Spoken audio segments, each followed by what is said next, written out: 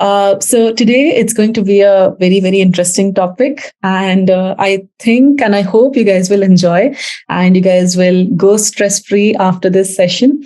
The topic is, am I too late for 100 percentile in CAT verbal? I'm sure यहाँ पे जितने भी लोग हैं सबको CAT में स्पेशली verbal section में 100 percentile लाना बहुत difficult लगता होगा, right? Because when we talk about the cont section or LRTI section, it's pretty, I won't say easy, but it looks pretty much possible for us to get 100 percentile if we work hard enough for it. लेकिन verbal से बहुत सारे लोगों को डर लगता है, right? Because क्या होता है ना, and I agree, right? Because it's really very, very difficult to predict if you're going to get 100 percentile in CAT's verbal section. Why is that so? Because see, can't और LRTI में आप बहुत सारा मेहनत करो, बहुत सारी मेहनत करो, सारे फॉर्मूलाज रट लो, सारे कॉन्सेप्ट समझ लो, बेसिक्स क्लियर कर लो. अगर आप ये सब कुछ कर लेते हो, there are high chances that you might end up getting a 100 percentile in both the sections. Verbal में क्या होता है ना, you cannot predict things. आप जितनी भी मेहनत कर लो, 500,000 passages practice कर लो, you'll still be in a doubt in the end whether you'll be able to be at the top or not, whether you'll be able to score this 100 percentile or not. Because verbal में you cannot predict things. No matter कितने भी practice कर लो आप passages, you might encounter a completely different passage in your examination which you won't be comfortable with. Right. So I'm going to solve all your doubts today. All your concerns will be taken care of. I'll be giving you different strategies to adopt in order to get this 100 percentile. But before this, let me answer this question that's kept in front of you. The answer to this is yes, it's absolutely possible for you to still get 100 percentile in CAT's verbal section. It's very much possible. It's just that you have to make in a lot of efforts. You'll have to adopt a lot of strategies because सिर्फ hard work से नहीं होता है. आपको smart work चाहिए, right? And smart work consists of a lot of strategies, a lot of things to be taken care of, and it needs a proper schedule. Most importantly, it needs a proper schedule, right? अगर आपने schedule नहीं बनाया तो नहीं हो पाएगा. So I'm going to help you with all that stuff. In today's session, my agenda is to make sure that you get 100 percentile in 100 days. अगर आप थोड़ा बहुत calculation करोगे तो approximately 100 days बचे हैं. So I want you to achieve this 100 percentile by working for 100 constant days. The agenda for today's session will be अरे approximately 100 days, right? So अगर 20-21 दिन ज्यादा है तो अच्छी बात है, but you still have approximately 100 days to score 100 percentile, right? And the agenda for today's session will be to talk about how you will achieve this 100 percentile. So how much score do you need in order to have this 100 percentile? Because I hope you understand that there's a difference between score and percentile, right? अगर नहीं पता है तो मैं अभी कुछ moments में आपको बताऊंगी. So I'll be talking about how much score you need to achieve this percentile, strategies needed for every single section, which means section को मैं यहाँ पे इस तरह से ले रही हूँ that आपको पर्टिकुलरली VA सेक्शन में क्या स्ट्रैटेजीज चाहिए, RC में क्या चाहिए, VA के अंदर हर एक टाइप के क्वेश्चन में क्या स्ट्रैटेजीज चाहिए. सो I'll be talking about all those individual strategies in detail. उसके बाद I'll also be talking about overall strategies that you need to adopt in order to take care of this section. Particularly, I have particularly made a schedule for you guys कि 100 days में आपको कितने passages करने हैं, रोज daily basis पे कितना time देना है, और passages को प्रैक्टिस करने के अलावा आपको क्या क्या करना है. So I've made a full schedule for you guys. So ऐसा समझ लो कि मैं आपको स्पून फीडिंग कर रही हूँ, आपको बस प्रैक्टिस करनी है इसके बाद, right? How to give mocks. There's a particular way in which you have to give your mocks and then you have to follow the whole process. I'm going to talk about it. And then in the end, I'll just be talking about some tips and tricks that you need to, just crack this section with 100% accuracy, right? So I hope you guys are ready for this. I hope you enjoy this session and I hope you utilize these 45 to 50 minutes. Right now, first of all, before we move ahead, अगर आपको नहीं पता है कि percentile और score के बीच में क्या डिफरेंस है, let me tell you. Percentile जो होती है वो आपका जो भी स्कोर आता है, आप जो भी स्कोर आता है irrespective of your score you can have 100 percentile. आपका 100 परसेंटाइल तब आएगा जब आप टॉप पे हो। तो परसेंटाइल जो होता है वो बाकी स्टूडेंट्स के कंपैरिजन में आपको दिया जाता है। अगर आपका लेट्स से 90 परसेंटाइल है तो आप इतना समझ लो कि आप करीब करीब टॉप 10% में हो, राइट? यानी कि आपके ऊपर भी बहुत सारे स्टूडेंट्स हैं जिन लोगों के आपसे कहीं ज्यादा मार्क्स आए, जिन लोगों का 90 से लेके 100 परसेंटाइल के बीच में स्कोर आया है, राइट? अब स्कोर क्या होता है? Percentile is just to compare your performance with the other students. Score is something that you calculate on the basis of your marks that you have gotten. और marks और score क्या होते हैं, किस basis पे calculate होते हैं? जितने आपके questions correct हुए हैं उस basis पे। तो आप जितने questions correct करके आ रहे हो उसका आपको marks मिलेगा, और जितने गलत करके आ रहे हो उसका negative marking के according deduct होगा, and वो पूरा का पूरा calculation जो होगा उसके basis पे आपको scaled score मिलेगा, right? Now there is also a difference between raw score and scaled score. Raw score वो होता है जो एक्चुअली में कैलकुलेशन बैठता है आपका bye calculating the number of questions that you got correct, और उसमें से आप डिडक्ट करते हो नेगेटिव मार्किंग के अकॉर्डिंग जो भी क्वेश्चंस आपके गलत हुए हैं. So that is your perfect raw score. Raw score आपका मिलेगा जब आपकी आंसर की रिलीज होगी एंड जो आप कैलकुलेट करोगे उसके बेसिस पे आपको आपका रॉ स्कोर पता चल जाएगा. स्केल्ड स्कोर क्या होता है? Any idea? किसी को पता है यहाँ पे? Yes Raghav, correct. So scaled score difficulty level of the section के बेसिस पर डिसाइड किया जाता है. वो आपके हाथ में नहीं है. दैट द अथॉरिटीज और द पेपर सेटर्स और द इवैल्यूएटर्स विल डिसाइड. उनको जो लगता है difficulty level of the section उसके अकॉर्डिंग वो आपका स्कोर एडजस्ट करते हैं, right? Okay, so now I hope the difference between these three terms is clear: raw score, scaled score and percentile. हमें percentile से मतलब है because in the end percentile will matter. क्यों? आपका रॉ स्कोर जितना भी हो, अगर आपके सेक्शन का डिफिकल्टी लेवल ज्यादा रहा है तो आपका स्केल्ड स्कोर काफी ज्यादा बढ़ सकता है, right? So you have to concentrate on percentile. अब आगे चलते हैं. First of all will talk about the score versus percentile thing, कि आपको कितना स्कोर लाना है in order to get a 100 percentile. Now obviously these will be approximations, because इस साल जो IIM पेपर निकालने वाला है, most probably the notification is going to get out tomorrow. तो जो भी नोटिफिकेशंस बाहर आएंगी या फिर जो भी डिफिकल्टी लेवल रहेगा एग्जाम में, obviously they are not going to reveal the difficulty level of every single section in the notification, but जितना डिफिकल्टी लेवल रहता है उसके अकॉर्डिंग आपका स्केल्ड स्कोर निकल के आएगा, right? So we can just get approximations of the comparison between the score and the percentile, but बाकी के जो फाइनल नंबर्स है वो तो बाद में ही रिलीज होने वाले हैं. But I have just taken the data of 2022 to give you a brief overview of how things are going to be, because करीब करीब सिमिलर रहता है, सेम नहीं रहता, सिमिलर रहता है, राइट? ओके, तो अगर 2022 के VRC सेक्शन की बात करें, अगर आपका स्केल्ड स्कोर 57 के आसपास रहा था तो आपके 100 परसेंटाइल आते 2022 में. तो 23 में भी करीब करीब इतना रहेगा, राइट? ऐसा नहीं है कि बहुत ह्यूज डिफरेंस हो जाएगा, बिकॉज जितना मैंने नोटिस किया है 2020, 21, 22 उनमें भी बहुत कम डिफरेंसेस रहे हैं, right? So if you get a scaled score of 57, you can easily get 100 percentile. If you get a scaled score of 48, आप करीब करीब 99.8, 99.5 के बीच में रहोगे. 43, 99.5, 40. अगर आपका 40 भी आता है तो आप 99 परसेंटाइल से कहीं ऊपर हो.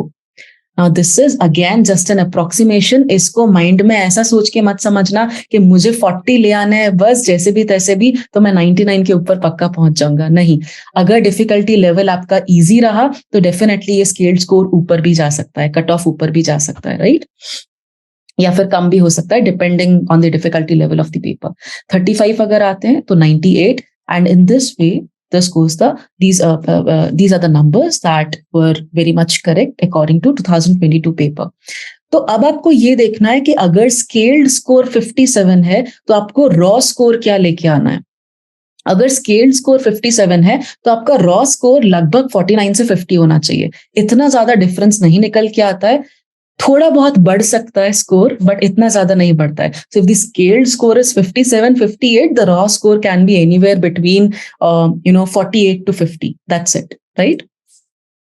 सिमिलरली अगर आपका स्केल्ड स्कोर 48 है तो रॉ स्कोर कहीं ना कहीं 42 से 43 के बीच में बैठ सकता है. सो आपको ये आइडिया लगाना है कि अगर आपको रॉ स्कोर 50 चाहिए, क्योंकि अगर आपका रॉ स्कोर 50 है then you have great chances, high chances of getting 100 percentile in your exam.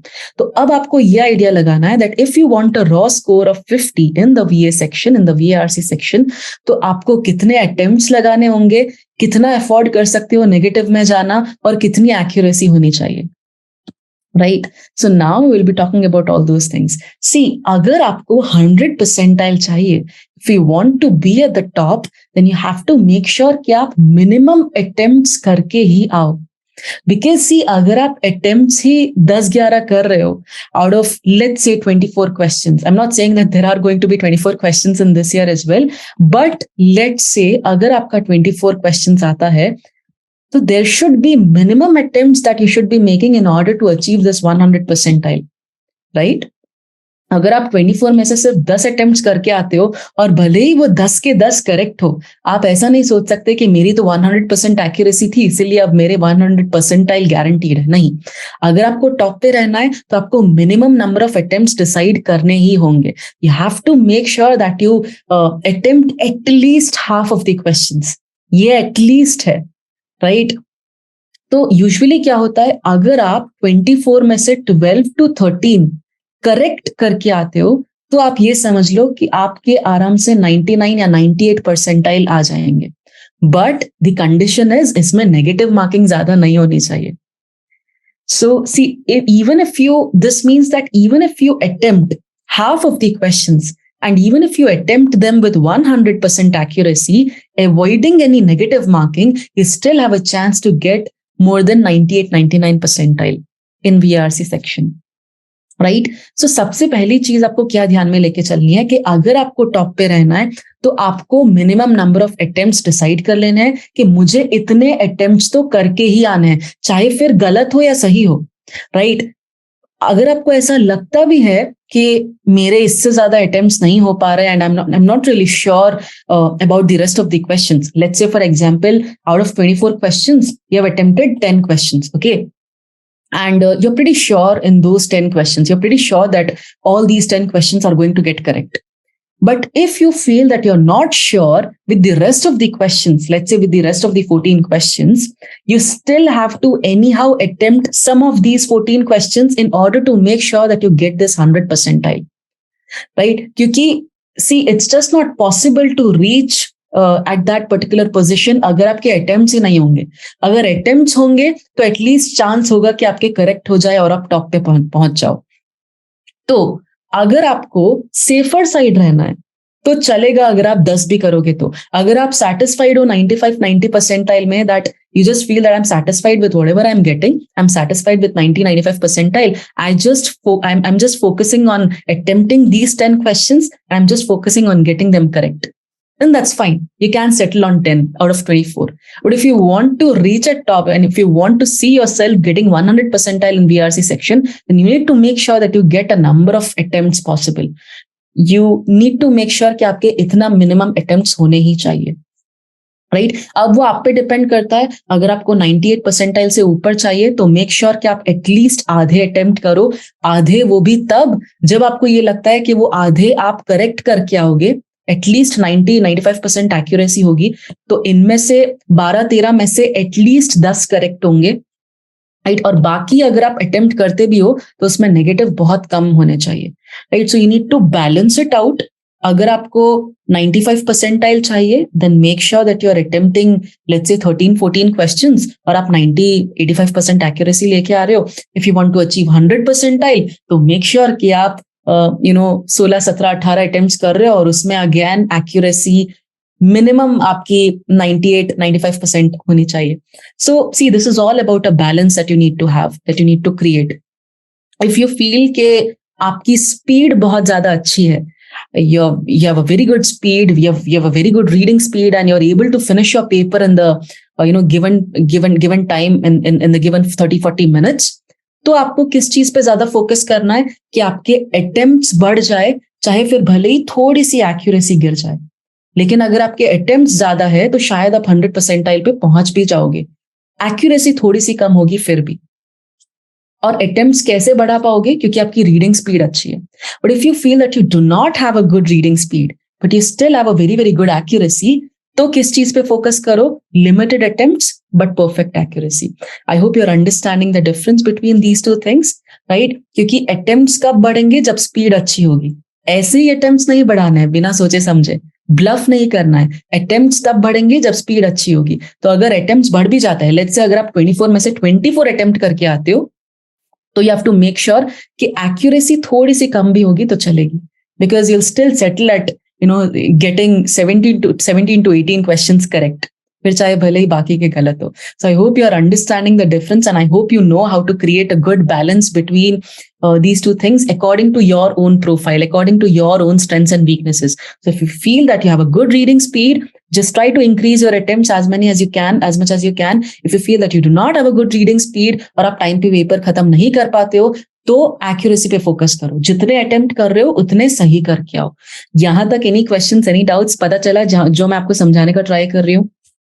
I hope this is clear to all of you. Can I have a yes in the chat box from all of you if you guys are listening to me and you guys are awake? Yes? Are things clear till here? Okay, great. Now, let's understand कि आपकी क्या strategies होनी चाहिए for every single type of question.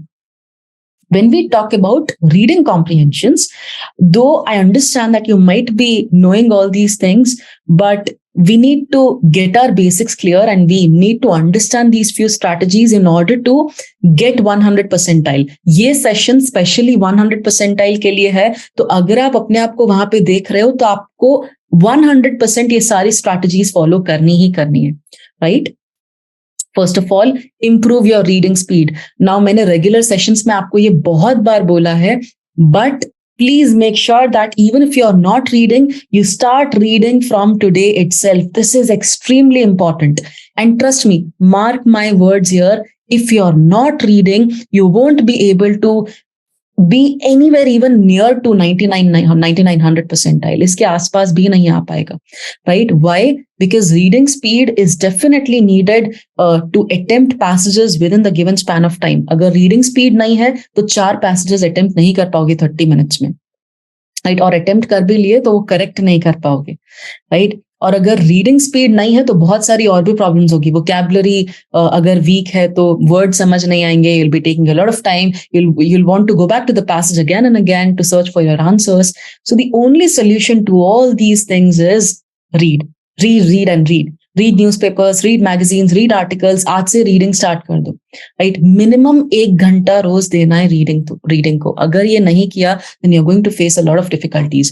You might settle at 90-95 percentile, but in order to go beyond that, आपको make sure करना है कि आप रीड करो, right? Next is have a look at the questions first for fact-based passages. ये मैंने शायद आज से पहले आपको नहीं बोला होगा, but today I am saying कि अगर आपको इसके चांसेस बहुत कम है, but I am just saying that if there is a case that you encounter a completely fact based passage, right? The passage that is having so many facts that it's just becoming really very, very difficult for you to understand or remember every single detail of that passage in your mind. If this is the case, then you can just quickly have a glance at all the questions and then you can come back to the passage and read it. Why? Because अगर इतने ज्यादा facts है तो question जिन facts के basis पे पूछा गया है उन facts पे आप ज्यादा concentrate कर पाओगे while reading the passage. तो अगर फैक्ट बेस्ड पैसेज है कंप्लीटली तो ही क्वेश्चंस का ग्लांस लो, otherwise do not attempt to read the questions first, you will just be wasting your time. अगर फैक्ट बेस्ड पैसेज नहीं है तो प्लीज पैसेज पढ़ो आराम से, take your time, spend 4 to 5 minutes in going through the passage and then spend rest of the 3 to 4 minutes to solve the questions. That's it. Simple.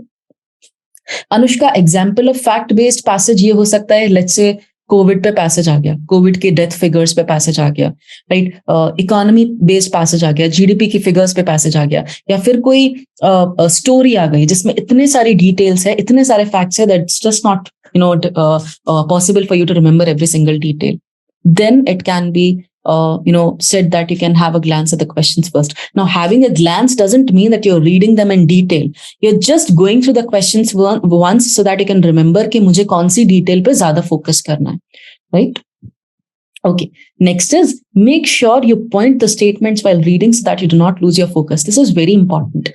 See, अगर आप mouse से pointer को statement पे ला सकते हो then it's well and good. आप ये करो. ये बहुत ज्यादा इंपॉर्टेंट है. व्हाई? बिकॉज बहुत बार क्या होता है, हम फोकस लूज कर देते हैं. एक स्टेटमेंट रीड करते हैं, उसके बारे में सोचने लगते हैं and then we completely forget कि हम रीड क्या कर रहे थे, हम कहाँ पे थे, कौन से स्टेटमेंट पे थे. सो इट्स वेरी इंपॉर्टेंट कि आप पॉइंटर रखो उस पर्टिकुलर स्टेटमेंट पे. And if you are not able to somehow put the pointer, just try to keep your finger there, right? Finger से करते जाओ so that you can just keep your focus on that particular statement that you're reading, right? Yes, Anushka, definitely. तो philosophical passages है या फिर psychological passages है या फिर कोई भी passage है जो idea based है, तो उसमें तो आपको passage पहले पढ़ना ही पड़ेगा, right? There's no other way out. Next is make sure that you remember the most important details of every single paragraph in your mind. मैंने आपको बहुत बार बोला हुआ है and I'll again repeat this thing to you that जब भी आप कोई passage पढ़ रहे हो, make sure that you try remembering every single detail of that particular, every single most important detail of those paragraphs in your mind, so that you don't have to go back to the passage again and again to search for the details. अगर आप आपके mind में याद रखना start कर दोगे details, तो बहुत ईजी होगा आपके लिए. You will kind of avoid regression. Regression is going back to the passage again and again, right? Focus on accuracy. बहुत बार आप लोग क्या करते हो कि स्पीड पे फोकस करते रहते हो, मुझे कैसे भी करके ये पैसेज खत्म करना है 7 मिनट्स में, 6 मिनट्स में, 7.5 मिनट्स में. Don't do that. आप कर भी लोगे अगर 6-7 मिनट में passage attempt, and if you end up getting all the questions wrong, then there is no point in attempting it, right? तो अगर आप 10 मिनट में भी अटेम्प्ट कर रहे हो passage, it's completely fine. You should focus on getting maximum accuracy. You should focus on getting maximum number of questions correct instead of just focusing on speed. I'm not saying speed doesn't matter. Speed will definitely matter if you want to achieve this 100 percentile. But speed से भी ज्यादा accuracy matter करेगी, क्योंकि आप सबके सब भी attempt कर लेते हो passages. But if you end up getting most of them wrong, then there's no point in, rushing things. So accuracy matters. Speed will come with practice. ये statement हमेशा याद रखना अपने mind में. Accuracy matters a lot. Speed will come with practice. Speed अपने आप नहीं आती, speed practice करने से आती है. तो practice करते जाओ passages को, speed अपने आप आ जाएगी. और I always believe in this statement. So please keep this in mind. Okay? ठीक है. यहाँ तक any questions, any doubts? Can we move on? I hope you understand this. So you have to follow all these strategies while attempting RCs. अब इसके अलावा और भी बहुत सारी strategies है when we try to attempt RCs. So let's have a look at this. Choose or prioritize your passages wisely. This is extremely important. See, a lot of times, in fact, exam में भी, मैं अभी कितना भी बोल दूं, आप exam में यही करने वाले हो, trust me. जैसे ही आप VRC section से start करते हो, आप क्या करोगे? Line wise सारे passages को attempt करते जाओगे. Don't do that, right? Because you are, unlike other examinations, unlike a few examinations, you are getting liberty and CAT to scan through the whole paper, right? Scan through the whole section, VRC section. तो अगर आपको ये chance मिला है, तो why not use it? Go through all the passages first और passages को pick करो, right? ये देखो कि आपको कौन से passage को ज्यादा priority देनी है.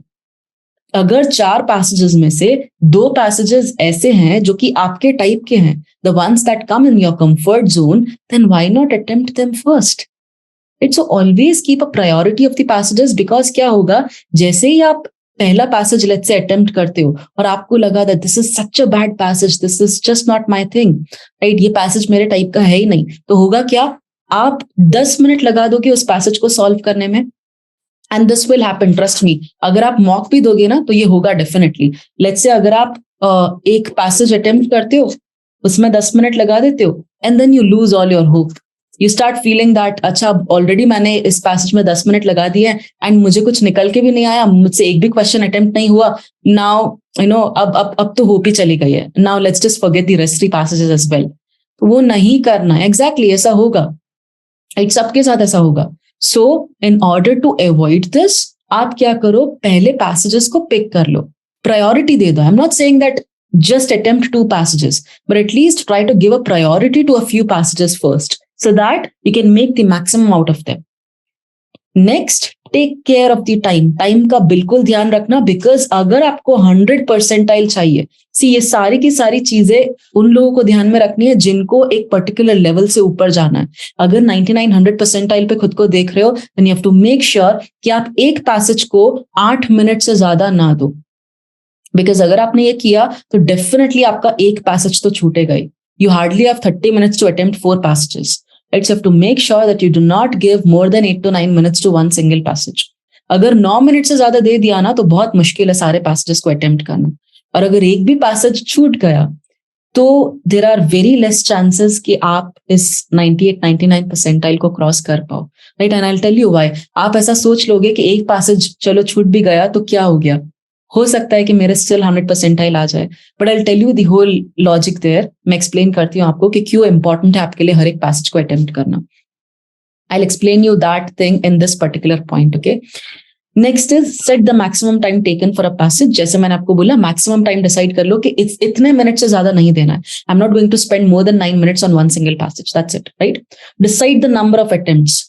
Very, very important. If you want to score 100 percentile or if you want to score more than 99 percentile, then decide the minimum number of attempts that you're going to make. कि इतने attempts तो definitely करने हैं, RC में और VA में भी और overall भी.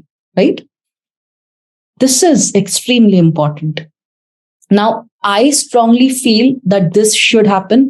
अलग अलग फैकल्टीज अलग अलग आपको ओपिनियंस देंगे. This is my own opinion and this is my own logic and I will also give you a perfect reasoning behind this. Now see why I suggest you to skip questions and not passages. बहुत बार क्या करते हैं students, 3 passages attempt कर लेते हैं, तीनों के तीनों पैसेजेस बहुत अच्छे से अटेम्प्ट करते हैं. राइट? लेकिन लास्ट में 4th पैसेज के लिए टाइम नहीं बचता है. And then they go to the VA section and they get really very very happy. वो बहुत खुश हो जाता है कि मैंने 3 पैसेजेस बहुत अच्छे से अटेम्प्ट किए, VA भी बहुत अच्छा चला गया, डेफिनेटली मेरा 95 96 97 98 परसेंटाइल आ ही जाएंगे. But the problem here is what I see. This is my personal opinion. Again, a note here is this is my personal opinion. मैंने अभी तक क्या नोटिस किया है, किसी पेपर सेटर्स क्या करेंगे, आपको ऐसा नहीं है कि एक, let's say if he is giving you 4 passages to attempt, वो कभी ऐसा नहीं करेगा कि किसी एक पैसेज में सारे के सारे क्वेश्चंस आपको टफ दे देगा. No, he will always try to keep a balance. और वो बैलेंस कैसे करेगा पूरे पेपर को? He will give you 4 passages. वो पैसेजेस भले ही आपको ट्रिकी लगे पढ़ने में, लेकिन क्वेश्चंस सारे के सारे कभी डिफिकल्ट नहीं होंगे. एक क्वेश्चन ट्रिकी होगा, दूसरा क्वेश्चन इजी होगा, तीसरा क्वेश्चन मॉडरेट होगा, चौथा क्वेश्चन में भी एक्सट्रीमली डिफिकल्ट होगा. बट ऐसा नहीं होगा कि सारे के सारे क्वेश्चंस इजी है या फिर सारे के सारे क्वेश्चंस एक्सट्रीमली डिफिकल्ट है. You will definitely be in a situation wherein you will be able to get 50 to 60% of the questions correct in all the passages. आराम से 50-60% of the questions correct होंगे. राइट? तो ऐसा definitely possible है कि अगर आप सारे के सारे पैसेजेस अटेम्प्ट कर रहे हो ना, तो भी आपके 4 में से 2 क्वेश्चंस तो हंसते खेलते करेक्ट होंगे. If you prepare enough, if you make enough efforts, 4 में से 3 भी एब्सोल्युटली करेक्ट हो सकते हैं. राइट? तो अगर आप 4 में से 3 भी करेक्ट करके आ रहे हो ना, तो आपके 12 क्वेश्चंस तो ऐसे ही आरसीज में से ही करेक्ट हो गए. तो सी द पॉइंट इज, ज्यादा चांसेस वहां पे है कि आप अगर क्वेश्चन स्किप करते हो ना, तो there are high chances for you to get this 100 percentile rather than skipping one whole passage. Why? Because if you're skipping one whole passage, then you're losing the chance, you're losing the opportunity to get 6 marks, a minimum of 6 marks. कैसे 6 marks? क्योंकि आपने वो 2 questions जो extremely easy थे या फिर जो easy से moderate थे उस passage में, वो attempt करके correct करने की opportunity lose कर दी. Right? Why? Because जैसे मैंने बोला, पेपर सेटर कभी एक ही पैसेज में सारे डिफिकल्ट क्वेश्चंस नहीं डालता है. जब मैं भी पैसेज फ्रेम करती हूँ, I try to keep a balance. मैं 2 क्वेश्चंस इजी डालूंगी, 2 क्वेश्चंस मॉडरेट डालूंगी, या फिर 2 questions moderate, 2 questions difficult. I try to keep a balance. Right? So I want you to choose easier questions and skip the difficult ones so that you can also have a balance. Getting it? So instead of skipping passages, always try to skip questions. क्योंकि अगर आप 4 में से एक question भी skip करके बाकी के 3 इजी वाले अटेम्प्ट करते हो, then there are high chances कि आपकी वो तीनों के तीनों करेक्ट हो जाए. लेकिन अगर आप 3 पैसेजेस अटेम्प्ट कर रहे हो and you are attempting all the questions of those 3 passages, तो बहुत कम चांस है कि वो आप सारे के सारे क्वेश्चंस करेक्ट करके आओ. चांसेस काफी कम होते हैं कि आपके एक पैसेज के सारे क्वेश्चंस करेक्ट हो जाए. मैं ऐसा नहीं बोल रही कि बिल्कुल चांस नहीं है, चांसेस है, लेकिन चांसेस कम है, क्योंकि एक पैसेज में एक क्वेश्चन डेफिनेटली बहुत डिफिकल्ट होने वाला है. Right? So I hope you understand this strategy. This is my own strategy. If you want to follow it, then please do make sure that you attempt all 4 passages, but try to skip the questions and not a whole passage. एक पूरा passage skip करके मत आना, because high chances है कि वो उस passage में 1 या 2 क्वेश्चंस डेफिनेटली बहुत इजी हो जो आपके ऐसे ही करेक्ट हो जाए. Right? No Anushka, that's what I am saying कि अगर आप चारों पैसेजेस रीड कर भी रहे हो तो आपकी अगर रीडिंग स्पीड अच्छी है, then it's not going to be difficult for you. हाँ, अगर आप रीड नहीं करते हो तो फिर तो कुछ भी इजी नहीं होगा Anushka. Right? So if you improve your reading speed, then it's definitely not going to be difficult for you. ठीक है? और ये सब मैं उन लोगों के लिए बोल रही हूँ, the ones who see themselves getting 100 percentile. तो अगर 100 percentile चाहिए तो ये सारी चीजें ध्यान में रख के ही चलना है. आपको रीडिंग स्पीड इंप्रूव करनी ही है anyhow, and you have to make sure that you read all 4 passages in time. Okay, I hope you understood this strategy, and I hope you understood the reasoning behind this. Can I have a yes please in the chat box if you understood this whole reasoning that I made you understand? Yes? Okay, fine. Very good. How can you improve reading speed? Read books. That's what I'm saying. Read, and read, Anushka. There's no other option. Okay? Reading speed improve करने के लिए read करना है, nothing else. Always go with the elimination strategy, because अगर आप elimination strategy use नहीं करते हो तो बहुत problems होने वाली है आपको, right? So always try to eliminate the wrong options. Choose wisely between similar options. जो भी similar options बचते हैं, choose your correct option wisely. And last में, do not panic. This is extremely important. VRC आपका पहला section होता है, आपको बाकी के और भी सेक्शन से डील करना है. So do not panic, because यहाँ पे पैनिक कर गए then your whole paper will get ruined. पूरा पेपर आपको ruin नहीं करना है. Okay? Yes, Nahid, but उससे रीडिंग पैसेजेस की प्रैक्टिस होगी, रीडिंग स्पीड कम चांस है कि improve हो, right? Because then you're just focusing on a passage. But yes, you can, if you don't want to read at all, then in the end, you can just try to practice passages. That's it.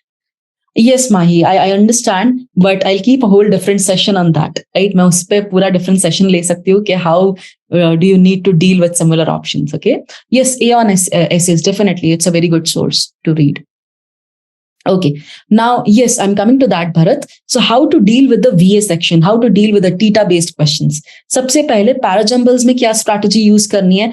Parajumbles में you have to make sure कि आप सबसे पहले opening statement ढूंढो. अगर opening statement नहीं ढूंढा तो भूल जाना कि पैराजम्बल में accuracy आएगी. This is extremely important. Next, mandatory pairs definitely बनानी है. अगर mandatory pairs नहीं बनाई तो again, it's going to be very, very difficult for you to get a correct answer in parajumble, right? Ayush, you have to make sure that you get yourself involved into this active reading. Active reading यानी एक word read करो.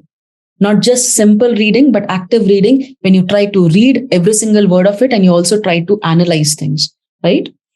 Next is, so parajumble समझ आ गया. आपको 2 main points definitely याद रखना है. Opening statement ढूंढो, and second, you have to make sure that you find out mandatory pairs. अगर ये दोनों चीज भी आपने कर ली ना, तो parajumbles easily crack हो जाएंगे, right? खुशी, parajumbles में options, options नहीं आएंगे आपको CAT में. You don't get options in parajumbles. It's a theta-based question, right? तो आपको sequence type करनी है उसमें. Okay, parasummary से कैसे डील करना है? Concentrate on finding the best answer, not the perfect one. This is very important. बहुत बार students को क्या लगता है, वो थक जाते हैं perfect answer ढूंढने में. That why am I not getting a perfect parasummary? But the perfect parasummary just does not exist. आपको best answer में settle करना ही पड़ेगा, right? And you have to make sure that whenever you're trying to choose a perfect option for a parasummary or the best option for a parasummary, तो आप ऐसा option choose करो जिसमें most important details हो. right? And you have to eliminate the options with irrelevant or extra details. See, para summary के जो options है उनमें सारे के सारे options correct हो सकते हैं according to the passage, but you have to choose the best possible option जिसमें maximum important details covered हो, because important details बहुत ज्यादा matter करती है para summary में, rather than just having an option that's covering unnecessary or irrelevant details, right? Yes, Nahid. Tita is type in the answer. Type in the answer में आपको type करना होता है आंसर और उसमें कोई negative marking नहीं होती, right? Okay. Let's have a look at odd one out. Odd one out में simple सी चीज है, आपको पैराजंबल की strategy follow करनी है. पैराजंबल्स में जैसे आप opening statement find out करते हो, वैसे ही इसमें भी odd one out में भी opening statement find out करना है. Because if you don't find out the opening statement, then there are very less chances that you get this question correct. ठीक है? Okay, now we will be looking at the overall strategies in order to crack this whole VARC section. Which section to attempt first, VA or RC? बहुत concerns रहते हैं students को इस चीज पे कि मैं पहले क्या attempt करूं, VA attempt करूं, RC attempt करूं. I'm going to bring a full stop to this problem or to this concern today. आपको 3 चीजें ध्यान में रखनी है, 3 considerations, ठीक है? पहला कंसिडरेशन, इस पे बहुत कॉन्सेंट्रेट करना, try to listen to this very very carefully. अगर आपको लगता है कि आप VA में बहुत ज्यादा स्मार्ट हो, you're extremely smart in the VA section and your accuracy is more than 90%, तो आप डेफिनेटली सोच सकते हो VA पहले अटेम्प्ट करना एंड देन RC पे जाना, राइट? क्यों? बिकॉज अगर आपका VA अच्छा है तो आप सबसे पहले 10 मिनट दे दो, फटाफट से 10 मिनट लेके सारे के सारे VA क्वेश्चंस अटेम्प्ट कर लो and then quickly go to the RC section. तो आपका एक पार्ट का स्ट्रेस एटलीस्ट खत्म हो जाएगा. But if you feel that your VA section is really very very poor and you have a very bad accuracy in VA section, तो भूल से भी पहले VA पे मत जाना. Why? Because अगर आपने पहले VA attempt कर लिया और आपने मैक्सिमम क्वेश्चंस ऐसे थे जो आपको बिल्कुल समझ ही नहीं आए, you were just not able to crack them, then you are going to lose all your confidence. पहले ही पेपर के शुरुआत में ही आपका सारा कॉन्फिडेंस लूज हो जाएगा and you will panic, you will start panicking, you will lose your काम. एंड अगर आपका काम लूज हो गया तो आपका RC सेक्शन गया, right? Because in order to deal with the RC section, you have to make sure that you're concentrating, you're not panicking, you have a calm state of mind. तो if you feel कि आप VA section में poor हो तो please VA section पहले attempt मत करना, keep it for the ending thing, right? अगर आपको लगता है कि आप दोनों में इक्वल हो, VA सेक्शन RC सेक्शन दोनों ही अच्छा है आपका या फिर दोनों एवरेज है, तो आप या तो RC पहले अटेम्प्ट करो, राइट? और या फिर दोनों में शिफ्ट कर सकते हो. हाउ? सी, अगर आपको लगता है दैट आपकी रीडिंग स्पीड इतनी अच्छी नहीं है या फिर आपका कंसंट्रेशन पावर इतना अच्छा नहीं है, तो आप दोनों में शफल कर सकते हो. पहले एक RC अटेम्प्ट किया, देन क्विकली एक VA क्वेश्चन पे चले गए. बहुत सारे स्टूडेंट्स ऐसा करते हैं and this strategy actually works for them. क्यों? बिकॉज इतना ज्यादा वो लोग रीड नहीं कर पाते on a constant basis.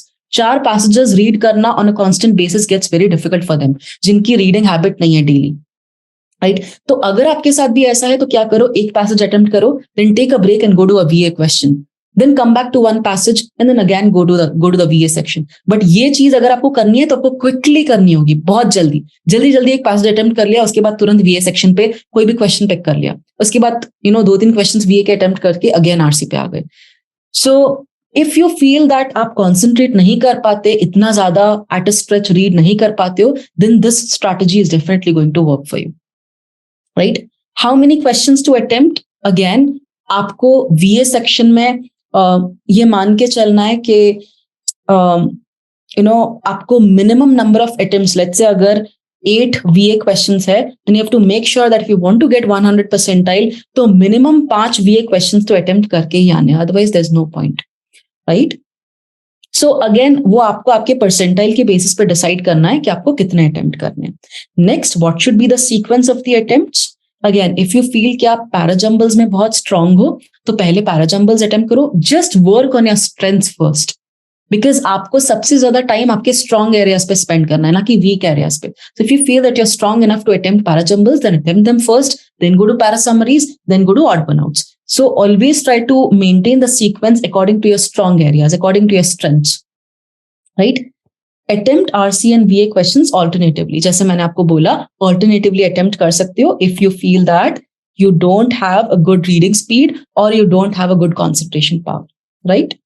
Okay, now please follow this. ये please follow करना if you again want to get a 100 percentile in 100 days. तो जैसे मैंने यहाँ पे लिखा है, please at least इतना तो करना ही करना है if you see yourself getting 100 percentile in verbal, right? Read 100 articles in 100 days. Please make sure that you at least read one article on a daily basis. Article कैसा? Approximately 400 to 500 words का. Why? Because इसी length का आपको passage आएगा. So make sure कि आप average 400-500 words का article daily basis पे पढ़ो, right? It will not take more than 10 to 15 minutes. So please make sure that you're reading at least one article on a daily basis. तो आज से target set कर देना, 100 articles in 100 days definitely करना है, right? इससे होगा क्या? You're going to improve your reading speed, you're going to improve your vocabulary, and you're also going to improve your analytical thought process. So अभी किसी का क्वेश्चन था कि सिर्फ passages प्रैक्टिस करेंगे तो चलेगा, लेकिन उससे vocabulary इतनी improve नहीं होगी और उससे analytical thought process भी improve नहीं होगा. तो अगर आपको ये सारी चीजें improve करनी है, then make sure that you read articles on daily basis. Articles कहाँ से read करने हैं? Aeon essays, all daily, magazines read करो, ये सारी चीजें read कर सकते हो, right? Next, practice 300 passages, a minimum of 300 passages in 100 days, right? ठीक है, दिन के 3 passages तो solve करने ही करने हैं, right? And even if you solve a minimum of 3 passages on a daily basis, it's not going to take more than half an hour. दिन का 1 घंटा verbal को देना है, आधा घंटा आरसी को, बाकी का आधा घंटा वीए सेक्शन को. और जो 1 घंटा तो है ही, उसके अलावा जो हाफ एन आवर या फिर 1 आवर है वो रीडिंग को देना है, right? So 1 hour to reading, if not 1 hour, at least 30 minutes to this reading thing on a daily basis. And इसके अलावा 1 घंटा वीए की प्रैक्टिस को देना है, वीए आरसी प्रैक्टिस को. 1 hour, out of 1 hour, half an hour to this RC thing, and बाकी का half an hour to this VA part. Right? So you have to make sure that you're practicing 300 passages in 100 days, a minimum of 300 passages. अगर इतना भी कर लिया ना तो trust me 90 percentile पक्का है आपका VARC section में. Right? Make sure to give at least 1 hour to this verbal thing every day and keep a timer while practicing passages. This is very important. बहुत बार students क्या करते हैं कि practice करते वक्त timer on नहीं करते हैं, फिर एकदम से जब exam में जाते हैं तो बहुत difficult हो जाता है उनके लिए timer को face करना. So जब आप practice भी कर रहे हो, just try to keep a timer in front of you. Okay? Next is practice at least 400 VA questions in 100 days. A minimum of 4 VA questions on a daily basis. Why 4? 1 para jumble, 1 para summary, 1 odd one out, and 1 para completion. At least इनका एक question daily basis पे solve करना ही है, right? Otherwise नहीं हो पाएगा. Clear? इससे क्या होगा? Again you will improve your speed, right? Because वीए के क्वेश्चंस में स्पीड अगेन बहुत ज्यादा मैटर करती है. अगर आपके पास 8 क्वेश्चंस है वीए के और आपके पास सिर्फ 10 मिनट्स है, तो आपको you have to make sure that you are giving at least not more than 2 minutes to one single question. अगर 2 मिनट से ज्यादा दे दिया तो आपके 8 क्वेश्चंस भी सॉल्व नहीं हो पाएंगे. I mean 6-7 भी सॉल्व नहीं हो पाएंगे. और अगर आपको 100 percentile चाहिए तो you have to make sure that you're solving at least 5 questions. You're attempting at least 5 questions. Right? So VA section में speed बहुत ज्यादा मैटर करेगी. So make sure that you practice at least 400 VA questions in these leftover 100 days. Right? Read and learn at least 10 new words on a daily basis. Vocabulary अगर आपको improve करनी है तो please make sure कि आप word power made easy पूरी की पूरी खत्म कर दो. It will not take you more than 1 month to do this. तो VA I'll tell you that, right, Subshri? Word power made easy please एक बार पूरी खत्म कर दो. It hardly has 46 to 48 sessions. वो पूरी खत्म करने के बाद इसके अलावा अगर वो खत्म हो जाती है तो उसके अलावा बहुत सारे सोर्सेज है जहां से आप न्यू वर्ड्स सीख सकते हो on a daily basis. But just make sure कि आप at least 10 new words on a daily basis सीख रहे हो, right? Next is solve RC and BA questions of at least past 5 papers, past year papers, right? 2017 से लेके 2022 तक के तो डेफिनेटली सॉल्व करने पूरे के पूरे papers, right? Beat any section. Specially VA section, VRC section का तो डेफिनेटली करना है, क्योंकि आपको पता चलेगा कि कैसे टाइप के पैसेजेस आ रहे हैं, right? And when you try to solve those questions, learn from them. ये हर एक चीज का एक कंक्लूजन निकल के आएगा दैट अच्छा, ये जो 5 पेपर्स थे उसमें से मुझे एक पर्टिकुलर पैटर्न मिला है कि ये टाइप के पैसेजेस सबसे ज्यादा आते हैं, right? So try to learn something from them. And lastly, please give as many mocks as you can. Extremely important. अगर कितना भी प्रैक्टिस कर लिया, मॉक्स नहीं दी तो सब कुछ वेस्ट जाएगा, right? Mocks are very very important. So give as many mocks as you can. And the most important thing is learn something from them. Analyze your mocks. मॉक्स को एनालाइज करना एक्सट्रीमली इंपॉर्टेंट है. सो मॉक्स देने के बाद उनको analyse करो. कैसे analyse करना है, just be talking about it in a minute. अब मॉक्स को कैसे देना है, see, take care. First of all, take care of the time when you start your mock. Time को देखो मॉक स्टार्ट करने से पहले. सिट विद अ काम माइंड. एंड जब भी मॉक दे रहे हो, usually don't try to give your mock in the evenings, right? Try giving your mock in the morning और max to max in the noon. आपका माइंड फ्रेश रहेगा, right? After giving the mock, analyse it immediately. Analyse कैसे करना है? Look at all the solutions. तुरंत ही सारे के सारे सोल्यूशंस देखो कि आपकी कहाँ पे गलती हुई है. और एक बार आप 7 से 8 मॉक्स दे दो ना, उन 7 से 8 मॉक्स को अपने सामने लेके बैठो and try to find a pattern of all your mistakes. एक पैटर्न आपको बनते हुए दिखेगा 7 to 8 मॉक्स में.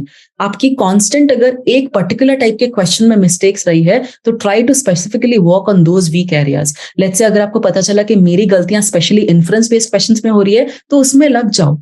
इन्फ्रेंस बेस्ड क्वेश्चंस के मैक्सिमम प्रैक्टिस करो. कहाँ जाएगा, कभी ना कभी तो आपकी इंप्रूव होगा, राइट? कभी ना कभी तो वो एरिया इंप्रूव होगा. अगर उस पर वर्क करोगे तो डेफिनेटली इंप्रूव होगा. लेकिन अगर आप मॉक्स बस देते जा रहे हो and you are just not analyzing those mocks, then you will learn nothing out of them. Then there will be no point in giving those mocks, right? So if you're giving mocks, learn from them after, having a pattern of mistakes in front of you. Do not stop reading.